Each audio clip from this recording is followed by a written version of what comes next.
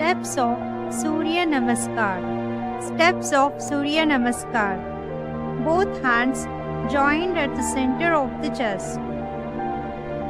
As in prayer position, back and neck straight and look straight. Continue from the first position.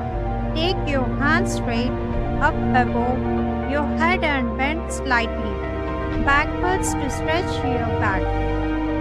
Continuing from second position. Take your hands from above your head bending in the front and place your hands beside your feet on both sides. Keep your knees straight. Now start sitting down and take one leg backwards in full stretching position. Your hands resting on the ground on either side of the front leg. Now slowly take the second leg back and beside the first. Keep the legs in line within the knees. The whole body weight should rest on the palms and the toes. Lower the chest towards the ground, bending both arms at the elbows. Following 8 organs should touch the ground.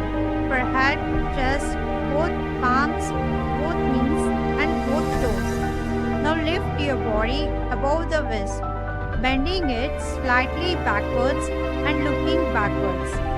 Make sure your legs and thighs are touching the ground and your back is in semicircular position. Now lift your waist upwards and arms fully stretched with hands and legs resting on the ground. Try to touch the chin to the chest.